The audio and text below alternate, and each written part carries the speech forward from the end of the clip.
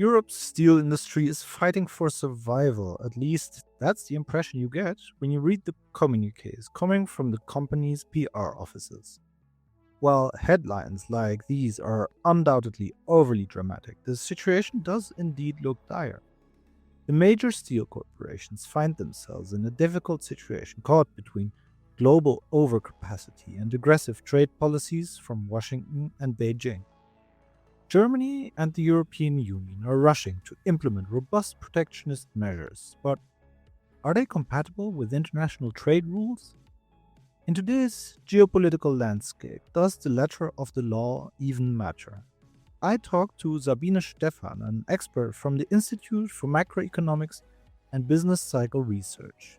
She argues that since the global trade enforcement system is currently paralyzed, the EU might have the strategic space to buy time and prioritize its security interests.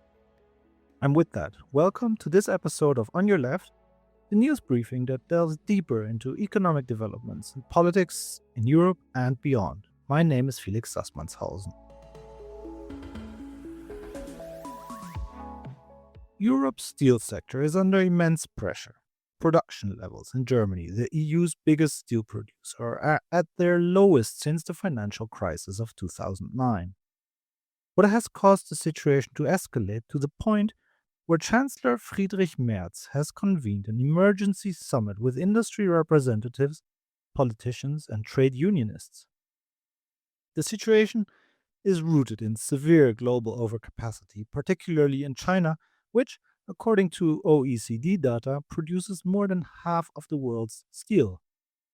This puts massive pressure on international markets, which is further exacerbated by the reality of trade deflection. As the US aggressively shields its own markets with high tariffs, products that are often manufactured cheaply in China are increasingly being diverted to the European Union. As economic and trade expert Sabine Stephan points out, the EU is caught between these two blocks. In response, the European Commission has proposed new safeguards. These aim to protect the industry from unfair competition, as they say. The Brussels authority proposed reducing the tariff free import quota by almost 50% to 18.3 million tons per year. Crucially, any import exceeding this new lower quota would incur a 50% tariff, a significant increase on the current 25% rate. Past week, the German government has announced protectionist measures in line with these guardrails. And the industry, well, it views this response as balanced and necessary for survival.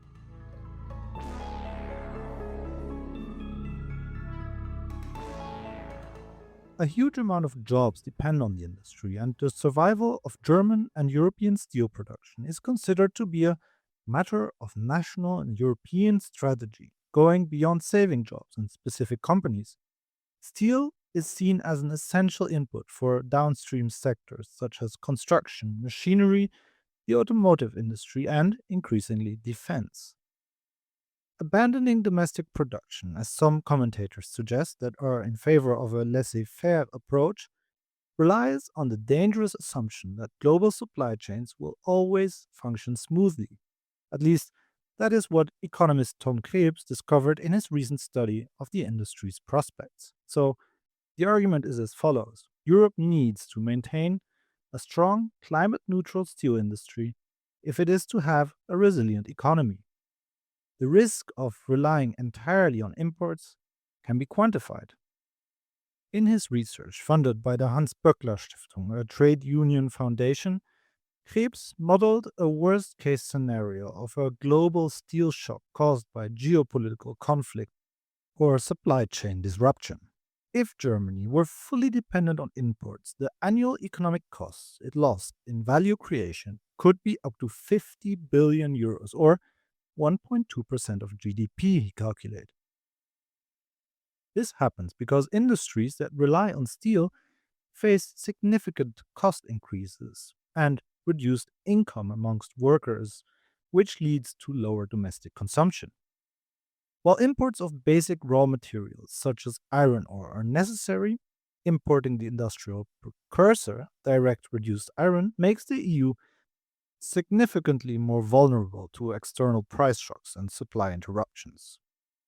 Furthermore, there are significant political costs associated with outsourcing. The steel industry, directly or indirectly, supports around 547,000 jobs in Germany alone.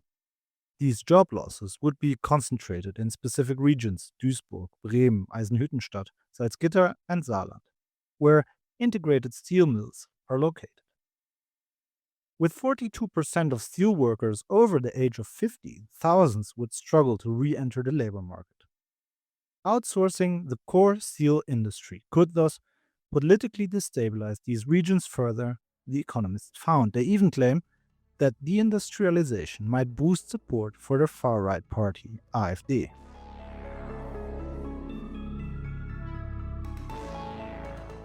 There seems to be a political consensus to save the industry and make it green. Proposals from industrial policy advocates, including those with left wing perspectives, aim to facilitate this transition. The goal is to create green lead markets. However, the core difficulty lies in the substantial investment gap to achieve these goals. Germany needs to increase its annual production of green primary steel to around 20 million tons, but currently only 8 million tons of capacity are planned. The transition requires substantial investment certainty. The left is demanding an investment fund by the government of around 20 billion euros in line with recommendations from economic experts. However, they want to link these funds to social conditions, job guarantees, trade union representations, and climate goals. Additionally, politicians such as Katharina Reich, the Minister for Economic Affairs, and Lars Klingbeil, the Finance Minister, are proposing ideas such as reducing the energy price for energy intensive industries through state aid and European patriotism. Klingbeil has explicitly called for public procurement rules and urged the automotive sector to prioritize the use of domestically produced steel. Germany's largest trade union, IG Metall, is supporting this by advocating non price criteria such as sustainability and resilience, like the left party does. According to the union, who sees its clientele at stake here, the state should act as a demand guarantor by mandating that a certain percentage of green steel be used in cars or public works. This predictable demand would then provide the critical incentive for the industry to invest in costly technology such as hydrogen based direct reduction facilities. There's one big issue here. This would be in conflict with international trade obligations. According to trade expert Sabine Stephan, such local content requirements are, in principle, incompatible with the World Trade Organization's rules because they are considered discriminatory against foreign producers. However, we must view this through a geopolitical lens, she states. We are in a phase where the two largest economic players, the United States and China, are engaging in incredibly aggressive industrial policies and violating WTO rules more or less openly, Stefan said. According to her, the EU must determine whether it is willing to break the rules, if necessary, to secure its strategic autonomy and safety interests. Her analysis suggests that the EU currently has a brief window of opportunity to do so due to the current state of the WTO. Even if the European Union were to be found in violation of a rule, the WTO's enforcement mechanism is not functioning.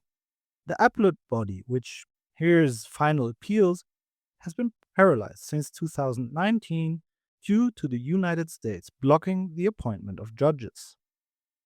Any decision against the EU would enter an endless loop because it cannot be made legally binding without a functioning appeals process. This means the European Union could potentially act now in its own security and climate interests, implementing crucial protective measures while the global rules-based system is stalled.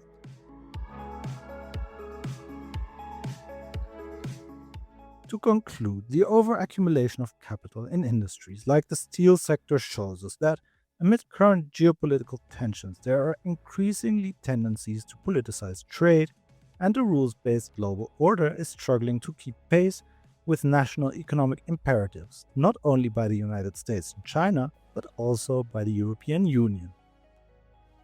Europe sees itself essentially forced to choose between prioritizing abstract trade principles and ensuring its own strategic survival. It's like being in a large stadium where the referees have been removed. In such an environment, a team will tend to bend the rules temporarily to prevent its most vital assets from being crushed by the competition. This is likely what we will see in the coming months. However, trade unions and left wing actors argue that this should be subject to social conditions to support workers and safeguard climate goals. Every penny spent should be bound by progressive standards they demand. This sounds like a pragmatic stance, but is it realistic? That's all for today. Thank you very much for listening. If you have any thoughts on the episode, feel free to share them in the comments or send me a message. To stay up to date, subscribe to my newsletter, published every Tuesday. My name is Felix Sassmannshausen. Until next week.